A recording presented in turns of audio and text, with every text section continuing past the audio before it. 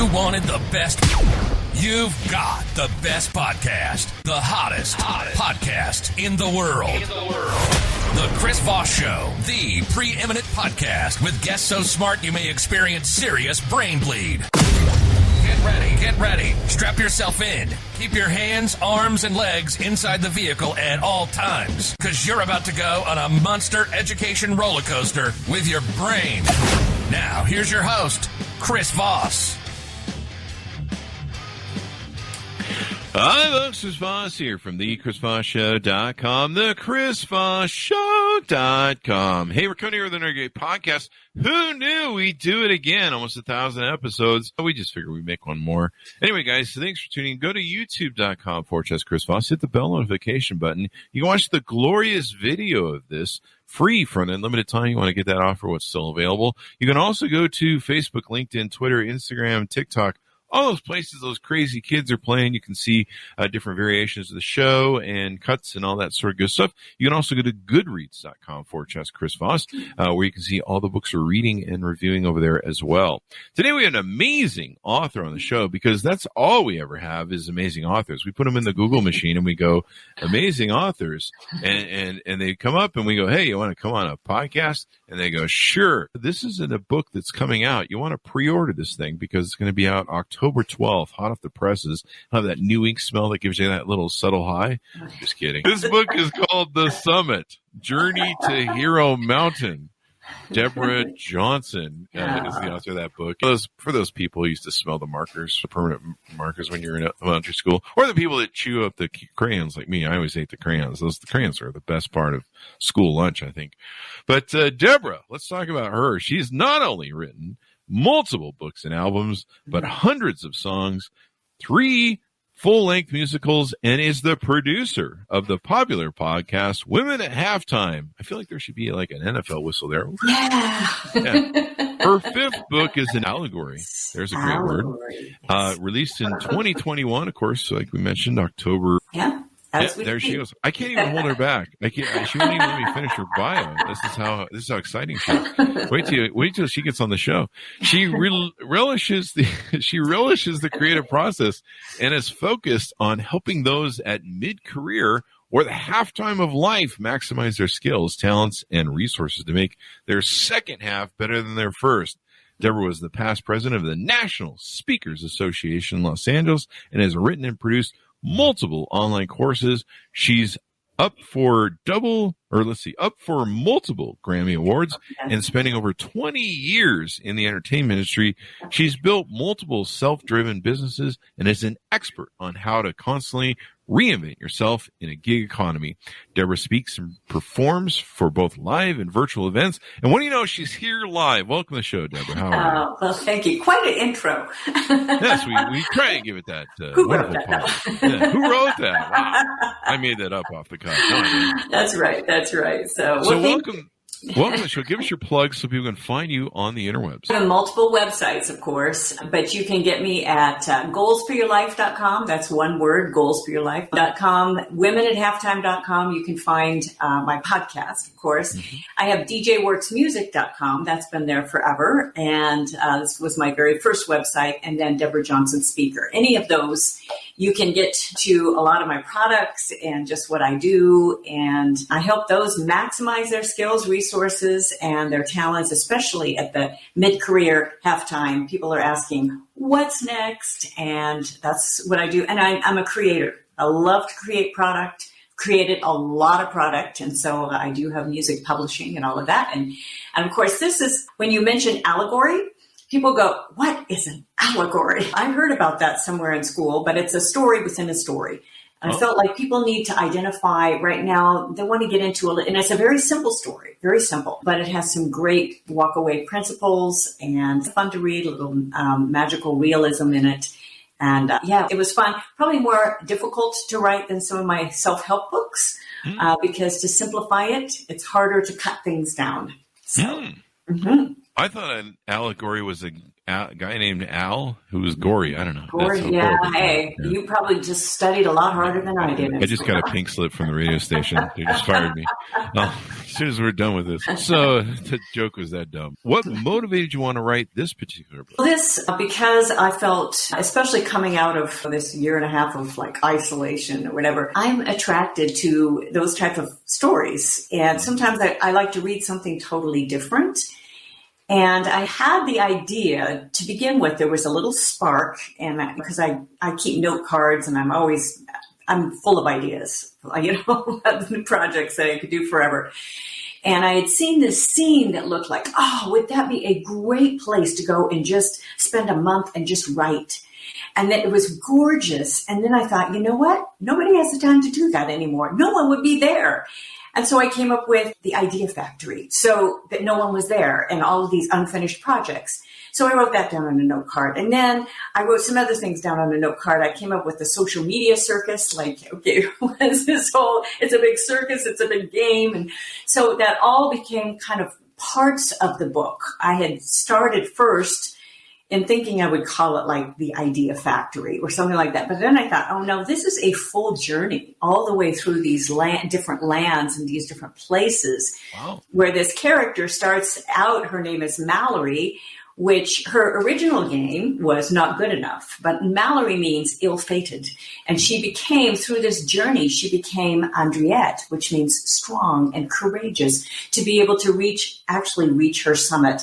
I thought it's a very simple little story, but all of these, parts of this story weave together that we can really, many of us can really identify with. There you go. And what's Hero Mountain? Hero Mountain it's a trademark that I have. It's part of being able to have your personal and your professional life connected. So I have a program of Hero Mountain to reach the Hero Mountain Summit. I run twice a year, but we talk about mindsets. We talk about skills, competency, relationships. There are 6 parts of this. Your purpose and putting those all together, that because your core, it's very important putting all those parts together to link your personal and your professional life. And especially at mid-career and halftime, you start thinking a lot more, okay, what is life really all about? So those are the things that really start coming together at that point. Mm-hmm. That's awesome. The summit, Journey to Hero Mountain. Mm-hmm. Where do you get time to do all the things you do? Hundreds of songs and all this stuff. How do you get the time? I am asked that so much. I know how to, it's really funny though to me. I am not writing a book about all that get done someday. But I really like to work, love to work. I get up very early, keep pretty good habits. Part of Hero Mountain is developing systematic habits as well. But I love doing, and I finish projects. I actually finish them. Some people have a hard time. I've known so many people, they start, or I'm going to start. Mm. But I do finish, I get up early. I get up first thing I do. I have my little quiet time, then I do exercise and I've had this sort of routine, and it's just one step after another. My dad always instilled in me, get your tools ready the night before. So you do that. And I was born on a dairy farm. Okay. So anybody born on a dairy farm, you're up to getting up with those cows. So I get up early. There you go. There you go. So what do you hope people are going to take away from the book? What are they going to, what do you hope they leave with and they're inspired by? That they have everything with them to do what they really want to do and desire to do. Now, that doesn't mean that you can do everything. You need to evaluate what's realistic in your life. But if you've had this dream forever and there's parts of this that you can put together, you can do that. And one of the mindsets that our character has to get around is saying, I can instead of I can't. Oh. And I will instead of I won't. And so there are parts of this that in our lives that's that self-talk, that negative self-talk and all of that. And it doesn't matter what level you are at. I was just doing an interview again this morning. It doesn't matter if you have been on the very, very top. We've known some very successful artists and very successful models and all, and that still with that little self-doubt. And it doesn't matter if I've just put out a new great project and I still struggle. I have to go back and do my journaling. So there's parts of that I hope everyone leaves with that hope. The character wears a band of hope. She can't lose it. And without, we're all lost. So we are. That's true. Yeah, hope is the thing that, one of my favorite quotes from Bobby Kennedy's speech was the South African ripple of hope speech. And he talks about we send forth these ripples of hope to save the world. What else do you want to touch on in the book to encourage people to go? You can always listen. There's the audiobook and you can always listen and you can always just sample. But it just has fun. There's some little illustrations in there. I put a couple maps in here, which was really fun because when I was writing this, I thought I need to read something that I've never really read. I've watched, some of the, I'm not a big TV watcher, but I watch some movies. But I read all of the Harry Potter books. Oh, wow. I can't believe that J.K. Rowling can write like 800 pages. That's a lot of pages. But I just noticed how the characters were developed and how you get into the places and envisioning those. So I put in some illustrations with some maps. But I really think I've had some reviews coming in because it's just now being released and I've had it out for review. And that this is really appropriate also for those even younger, in their 20s and their 30s that are wondering, okay, is this really what I want to do? And it's a good one when you're thinking about what you want to do in life, even at that point. A lot of people who have this thing where my mom told me that I could have it all. Yeah. And you can't have it all and be happy. Am I incorrect there? You can or you can't. Which way is it? I don't know. It seems to me, I meet a lot of unhappy people that are miserable and unhappy because they have this mentality they can have it all, and you just can't have it all, in my opinion. You need to, okay, I'm going to go back to this funny quote, though. You need to define all. What is all? To me, in my life, it's not all about just making profit. I know for some people it really is. You need to make a certain amount to live. But I have what I need right now. And I think at a certain point, people get to a point where they want to pursue, I know people that have wanted to pursue their own side business. Well, start it as a side business and see how that's going to pan out. And there was this big emphasis on following your passion and following your dreams, the big Steve Jobs thing. And after reading So Good They Can't Ignore You with great book, by the way. If anyone has not read that, you need to read that, especially because your passion can develop with expertise. Figure out where, as you get really good at something, I can sit and play a piano and sing and talk to you for hours upon end. That is a natural, and it's very enjoyable to me.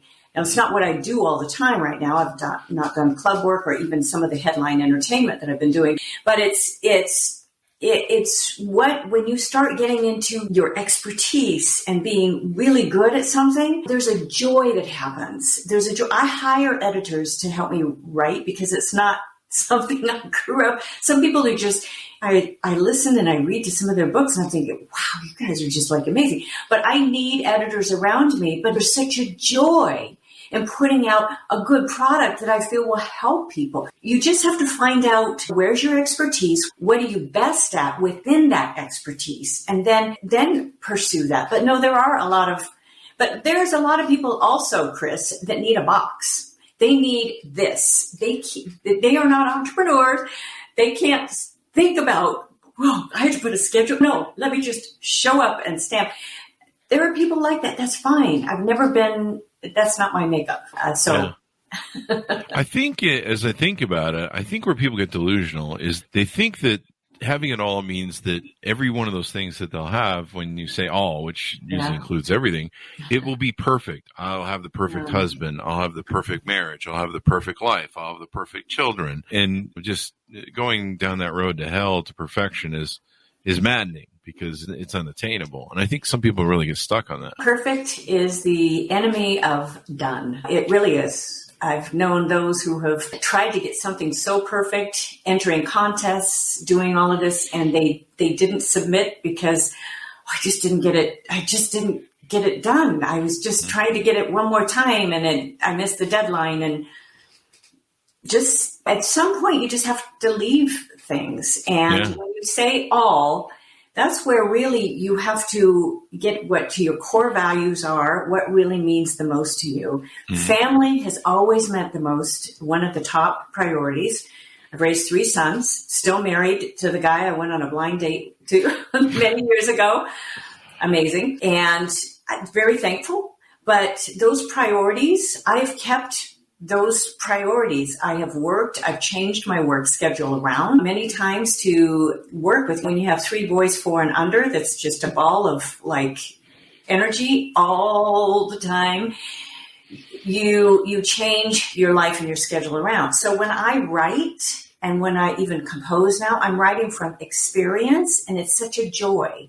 And if people get something out of that, again, it's about getting the message out there, and that's part of what my mission is. But having it all is going to mean something different. I think you got to sit down and say, really, what is that?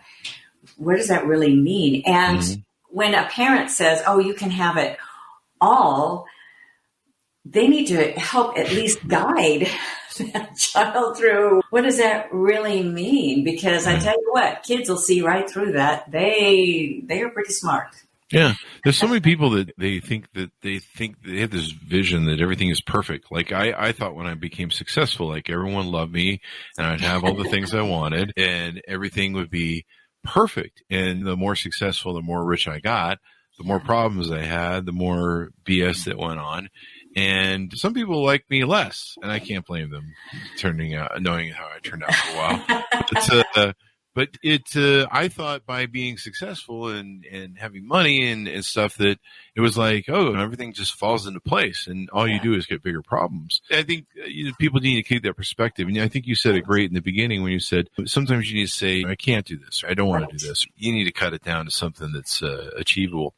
So how did you go from being a milk farmer, milking cows early in the morning, to becoming an entrepreneur and an artist? A milk farmer. That's pretty funny because I don't think I've ever milked a cow. Didn't you say you got up early and milked cows? Yeah, I do. Yeah, because I was born on a dairy farm, and that's my job. Oh, dairy farmer. Yeah, I was born on a dairy farm, but that's about it.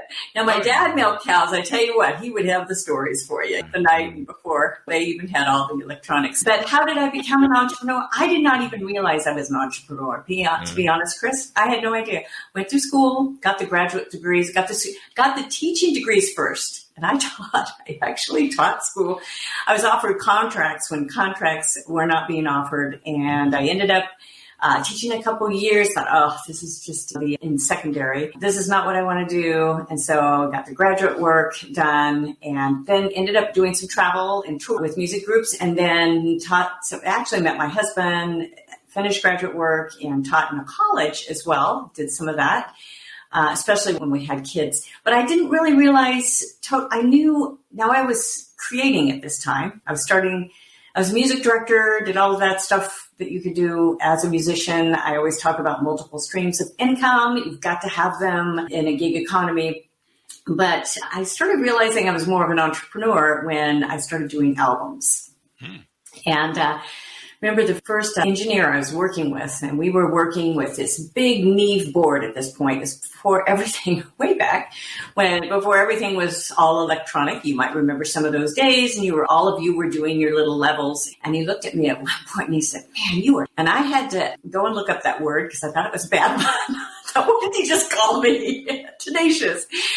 But the word entrepreneur wasn't readily thrown out there. It became more of a thing. Mm-hmm. And now, of course, whole college courses are all in degrees and all around. Mm-hmm. But if I had known that or given that opportunity, I would have probably recognized it sooner. But I've always been a creator.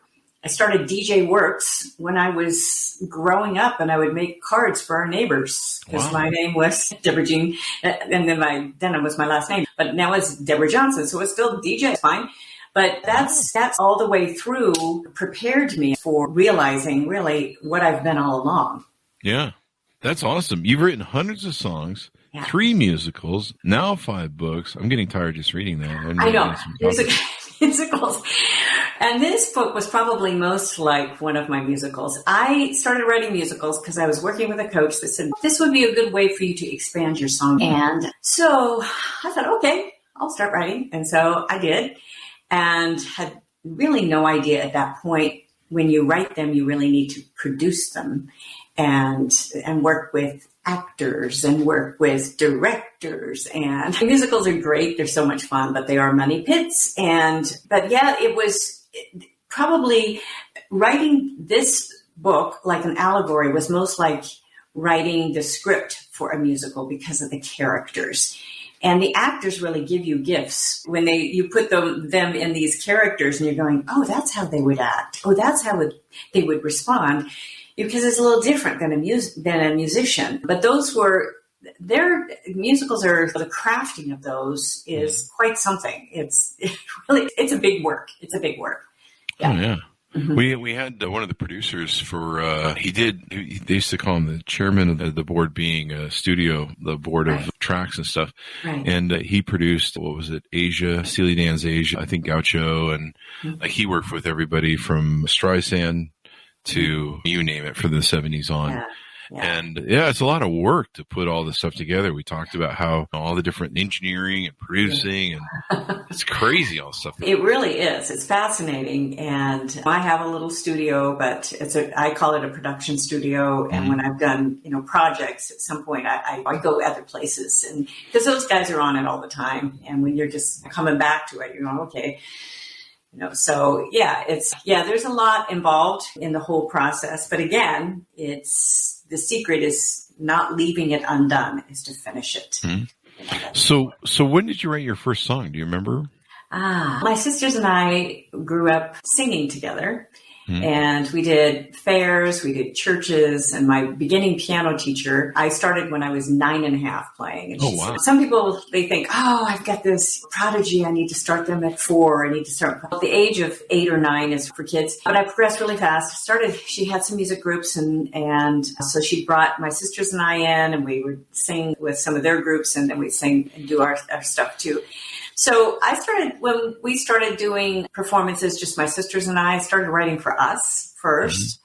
Mm-hmm. And I'm sure really bad songs but doing that and just progressing. And as I had jobs as I was doing events, sometimes I'd write a song for that. And it wasn't anything that I was just regularly doing until I started writing a lot more for like my first album.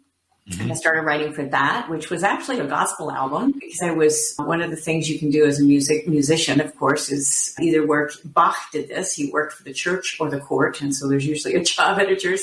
But I did a gospel album, which is very nice songs in it and album. And then from there just started, and I was music directing. So I start writing. Usually it's writing for something. So if I write for a project, for a musical, for something is what I usually end up writing, not just a write to write. That's awesome. So what inspires you to write and keep writing and, of course, get it done? What inspires? I think any creator, you have a spark of an idea. You hear some of these that wake up in the middle of the night, I've got this hit song. But usually it's crafting, and writing is rewriting. And so what inspires, usually there's something that inspires, but then it's the discipline, I call it seat discipline, to finish and to rewrite it enough that it's more polished. And that even happens. Sometimes we hear this all the time, and it'll happen when you're recording it in the studio and you're going to do it, produce it. Can you do that a little bit different? Can we change that around? Hey, that word, a couple of these things. So those sort of things happen when you're actually then producing them, and you have to be willing to change and then put it out. So. Yeah. It's funny how the same thing with writing music works for writing books as well, the editing and the constant fixing and making it better and better. Yeah, it really does. It's the rewriting, and it's not always easy. And when you get the notes back from the editor, you're thinking, I thought it was better than that. Just, oh my gosh. But they're right. Oh my gosh. And it's gonna put it. And one of the hardest things, Chris, and this I really went through with musicals, and it really applied to this book as well, in a story. Because if a song or if a scene does not move the story ahead, you need to be willing to cut it. Mm-hmm. And there were a couple songs in one of the musicals I wrote. It's called Tsarina. I call it the Les Mis of the Dr. Zhivago of Les Mis, or whatever what I called it. But it's of the Russian Revolution right then. Nicholas and Alexandra, a little bit of the fictional story within there. And I had seen a couple of these great songs in there, and people liked them a lot. But I had, for the musical performance with the actors, I needed to cut them. And it was like, oh, that was a great song. And I will produce it separately and have the music out for it, but it's not a part of the musical. It didn't need to be a part of the musical. And the same thing in some of our writing is that we have to be willing to say, I could probably make this a little shorter. I have a son who's an attorney. I know I'm much too young, but I have a son who's an attorney, and some of the training that he had to do when he was working some internships and starting to work with writing the briefs for his company, that they would say, no, make it shorter. Make it shorter. And you never think an attorney had to do this when you see all these things. But he said, if you can do it in 5 words, do it in 5. And the same thing in some of our writing, and it's not easy. It's hard to do that, to scale it down, especially in a story. Yeah. You're like, I wrote all these words. I wrote all this stuff. It's an opus. Yeah. And they're like, no, you can cut that down for the radio. It needs to be 3 minutes there, baby. Oh, I know. It's hard. It's hard. Don't people want to hear me? Don't they? Yeah. There you go. There you go. Now, so you've also done entrepreneur stuff. You've produced and written multiple online courses. Now, one last question I have for you on the music portion. Good. Where can people find your music and your albums and all that good stuff? Where's a good place for that? DJ Works Music. If you go there, it's all connected, djworksmusic.com. And I do have a products page on there, and you can find everything. You used to be able to do a lot of stuff through CD Baby, which was great for an independent and a great company. But they merged and shut down, and some of my stuff's on Amazon as well. But if you want a physical album or anything like that, I still have CDs in my closet. Yes, I do. I've got those, or you can request a download. And I've got plenty of product, a lot of product. And Sheet Music Plus, I have lots of sheet music available for immediate download. You can look up DJ Works, and you can see a bunch there. And some of my most popular downloads are some of the hymns, which are interesting to me, but I think people just really enjoy, and some of the pianists especially enjoy sitting down and playing them. So, do you do any heavy metal? No, I'm just kidding. No, sometimes I'm asked. People think they're so funny too. They come up and ask for something. Was it Pat Boone? Didn't he do a heavy metal album? Oh, he probably did something. Mr. White Shoes, good guy. It's funny when I saw that. I'm like, I don't think that's right. That should be legal. So I'll get back to this then. You've written and produced multiple online courses, been an entrepreneur. Tell us about some of the work you've done in that thing and what sort of courses you've made. Courses. The first one I did, it's called Keys to the Keyboard. And I did it because I experiment a lot. And when I tell people to do expand their technical abilities, which a lot of people have had to do now, I said, you need to get into reps and you need to be willing to take a risk. So when I was doing Keys to the Keyboard, I did this for a friend who was really having a hard time. She was teaching voice in New York, professional singer. And she said, man, I'm having a hard time because I got to hire a pianist for every single lesson. I said, Karen, why don't you play? Why don't you just play for your own lessons? Oh, no, I'm not good enough. I said, do you know your chords? Well, sorta, but not really. I said, you can do it. You can do it. So I wrote this little course, simple course on making sure that all of your chords, major, minor, diminished, all your inversions and all basics. And basics for actually a lot of vocal music majors that couldn't pass the piano proficiency. A lot of them, I was coaching them as I was going through because they were, I'm having trouble with theory. But it was a lot of times it was the vocal majors because they never had that sort of theory of putting all of these improvisation. I started out in piano on improvisation, and that's why I play almost anything. So, but that's what I put together with green screen. Okay, so was not perfect, but it's pretty good. When I look at it and the technology that I was able to use at that point, And I got into it and I thought, oh, this is interesting. People can access this all online. And it's changed a lot since I first did that. I've been able to put it now on a lot of different platforms. That's what's changed. The videos are the same, but from the different platforms. So then I started some other piano because I did an instrumental piano for kind of intermediate pianists that wanted called Wayfarer's Journey. Great little album. It's all the sheet music, but I put out some courses for that. I put out some professional development courses with my very first book, Stuck is Not a Four-Letter Word. I put out a large course for that you can get that has study guides with it. I come from an educational background too. So I understand, how make the videos shorter and put those nice, and a lot of visuals. I use a lot of visuals, of course, video within the courses too. So it made them interesting. Basically, I was learning as I went along, but I think the online, a lot of people want that personal interaction right now. So I try to do both. And I don't do a lot of private coaching. That's why I put my Hero Mountain Summit. It's only twice a year. You can get a little more access to me, but you can have both. You can have the online courses, but you can also have that personal, almost like that push that you need. What was one of the biggest challenges you faced as a solo? I think one of them is what to say no to.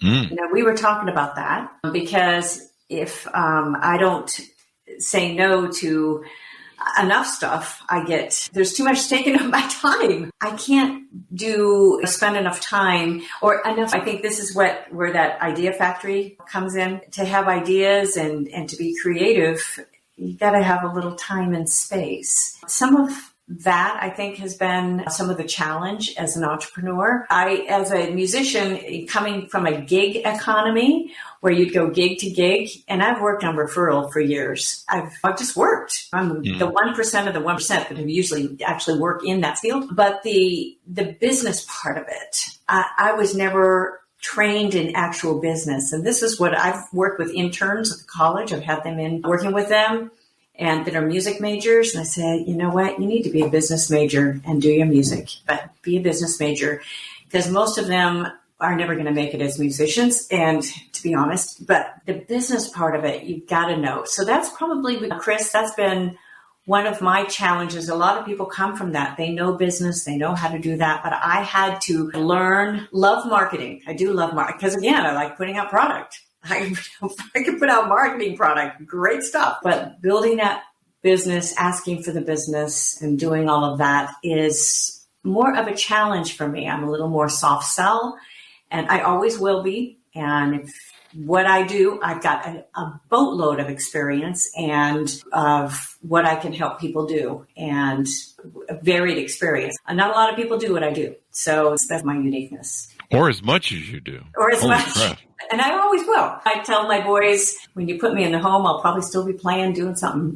So They probably won't be able to catch you to put you in a home. Right. Get her. She's running away. So, you talk about the halftime, the halfway through your life concept. Your podcast, of course, is Women at Halftime. I went through this whole reassessing my life during COVID because I had nothing better to do in my COVID foxhole. Yeah. And I started thinking about where I was. I'm 53 years old. I know I look like I'm 20, but Brad Pitt calls me for tips. But I started realizing that this was a moment for not only reflection, but a moment maybe to redesign my life and decide. The questions started coming out. What do we do once we come out of this hole of COVID? Yeah. And what's life going to be like? What's my life going to be like? And there were a lot of things I realized I either accomplished or I wanted to do, or my values had changed a little bit. Mm-hmm. And, I started realizing and telling my friends this, I go, I'm in the last half or maybe 2/4 of my life. Maybe there's the last third, maybe. I don't know. We'll see how it goes. I started thinking about my father's age and when he died. And of course he had a lot of health complications that he had at my age right now that I don't have. Some of it was self-inflicted. But I started thinking about it and I'm like, how much time do I got on the road? There's a road ending somewhere down here and I'm definitely past maybe the halfway point. And I probably should start taking it a little bit more serious. I picked up on that. And I was thinking in like a football concept because I'm a Raiders fan. Mm-hmm. But tell us a little bit about that, maybe your podcast and the concept of approaching a life in that way. Yeah, it's a great question. And I called it Women at Halftime because mostly women will be attracted to listening, but there's a lot of men that listen to, by the way. And a lot of men that really need to, like you, look at halftime of life. And I married a professional athlete, so I do know what halftime is. There you go. Although I'm not an athlete, believe me. But I think there are questions that we do ask. And in the last 5 years, my husband and I have lost both sets of parents. And one thing, I thought my father was going to live to 100. He had talk about energy and the amount of things that he had done, and just an amazing man, giving man, entrepreneur. I think I got a lot of my entrepreneur from him. But my mother too. But my mother had some diagnosis and some breast cancer and all that sort of stuff. And she was doing okay, but we thought she was going to go first. My father got ill. We lost him in 11 weeks. 11 weeks. That was it from the moment that he was diagnosed with 2 types of cancer. And so I was able to, and I was president of a nonprofit at that point, president of our National Speakers Association, LA. And so I was running this board. I was doing a lot of stuff virtually. And caring for my dad, driving an hour and a half, and to be able to care for him subsequent days. And he said something to me. He said, "I'm not afraid of dying. I know where I'm going, but I really like living." And for him to say that, and that's what I use in my speech, my keynote speech. I really like living. And if you were at the point of your life where you're saying, and you're starting to question, and you're going, I think there is a little more. I really like living.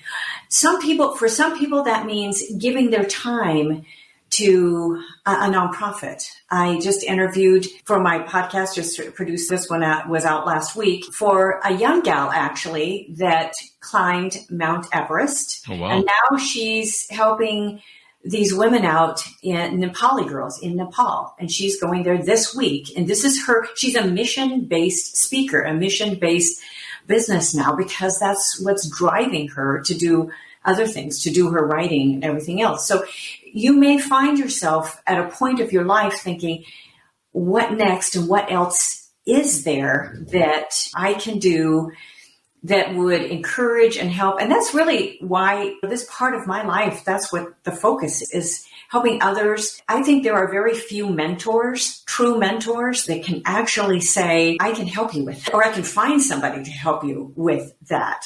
I don't work well with people that are stuck in their victimhood. You can go somewhere else. I'm just not going to help that. It's just not me.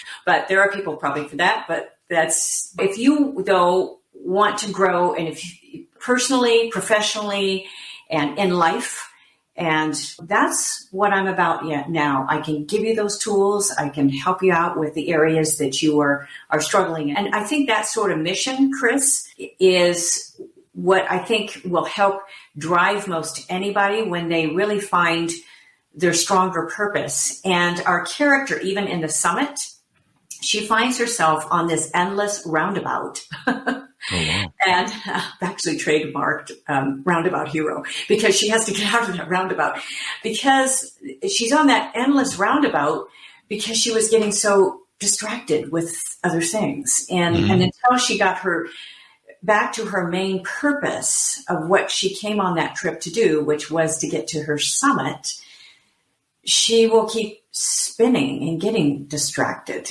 And I think, but many of us reevaluate. When I started expanding from music into speaking, I found that it wasn't, I was focused so much on just, okay, I'm going to do the speech, but I found there was so much more to it, and there really needed to be a mission and an actual purpose. And that heart, that core heart, comes through a speech. It comes through the messaging. And I think people, if you're missing that might be something that you really need to stop and reevaluate. Spend time, and I'm big on journaling too. It just needs to be a short line, but to reevaluate is very helpful. I do a lot more journaling too, and we had somebody on the show who talked about how leaders do a lot of reflection, and that reflection really helps when you sit down and go, what the hell did I do today? and you reflect on some of your achievements. It's nice to go back and look at them. And then also, you just reflect on your life. And I think people reflect on stuff. Because I meet people in life that you're like, what did you do? You're like, you went through a whole day, hundreds of people or whatever it is that you do for your job, and you didn't learn anything. There's no stories. I always have 50 stories for my day. I'm like, you won't believe what I saw over here. This person, that person, yeah. Especially when I had a lot of employees. So there was always stories, man. Yeah. I could have wrote like 4 books of stories about employees and my adventures with employees. I think adventures, is that the right word? So there you go. But yeah, Wing is really inspiring and really motivating for people. What else do we need to touch on before we go out? There's so much, Yeah, I don't know. You can ask me. I told you can kind of ask me whatever you will. So what do you think about quantum physics? Yeah, I would have a trouble with that. Okay. Don't ask me, as I say, don't ask me the math questions. That's okay. I balance my checkbook. I get all that stuff done, but yeah. I flunked those too, so there you go. Man. So as we go out, Deborah, give us your plugs so people can find you on the interwebs. Okay, you can get, again, a number of websites. My keynote is The Hero Inside. You'll see that if you're watching video, of course, you can see that sign behind me. And you can see an eagle there. I'm wearing a little eagle today because it's something my father had given me. And he had started, I should have known all along he was an entrepreneur. He had co-founded a cement tool company, built industrial buildings. He was also a fire captain. He did a number of things. But this was their logo, was that eagle. And so that always means a lot in flying. And I wrote a song called You Can Fly or I Can Fly. But the hero inside is that. But my websites are Deborah Johnson Speaker. It's goalsforyourlife.com. You'll find a lot on my goalsforyourlife.com. There'll be links to everything, to even the music, djworksmusic.com. And there'll be links to my musicals. You can see tons of videos. I've got YouTube channel. I've got all sorts of things. You can connect with me, Deborah.Johnson on my Facebook site. And I'm on LinkedIn, Deborah J. Johnson on LinkedIn. And you can definitely find me and definitely find the summit. And because there's an author bio there as well, so you can read a little bit about me there. They give you a little tiny plug on that. But all of that, any other questions that you have, Chris? You are like the question king. That's what we do. We've done a few podcasts on this thing. Yeah, I love this format. When I started doing format for podcasts, this is my wheelhouse. I really love doing it. I love being able to ask the questions as well, but also interact. It's just a lot of fun. I love people. So that really comes through. So that's awesome. Yeah, I love people. I like listening to people's stories. I like their journeys, hearing where they came from. Because life is like this giant catalog, and people do so many different things, and you're like, why did you decide to do that? And you're like, wow, that's interesting. I think if you have a deep interest in other people, you learn a lot from them as well. Right. So thank you very much for being on the show with us, Deborah. We really appreciate it. Thank you. And it's always a pleasure, always an honor. And I never treat it lightly. So thank you. There you go. Guys, order up her book and see her other stuff that she's got going on with music and everything else. The Summit, Journey to Hero Mountain. It's just going to be out next week, I think. Actually, October. It's today as we record this. Oh, is it 12? Yes, it is the 12th today. You are losing track of time, Chris. Doing too much. I do 2 podcasts a day, and usually by the second one, I'm starting on. You're getting tired. You need some October chocolate. 12th. Darn it, man. Where is this year gone? I don't know, but it is out today. Officially today. Officially out today. Yes, so order it right now. Yes. So order it. And get it now. Did I say pre-order at the beginning of the show? I probably did. But I didn't correct you. Notice, I didn't. I've been married for a number of years. I did not correct you. So I let you go on, Chris. One of the secrets, by the way. When I started the show, it was in pre-order. No, I'm just kidding. Yeah, anyway, guys, order the book up. Check it out. I'm going to go try and figure out what coffee Deborah drinks. What's that? It's chocolate, too. So yeah. Chocolate and coffee. Oh, I tell you. Oh. That must be the secret then. I don't it think is.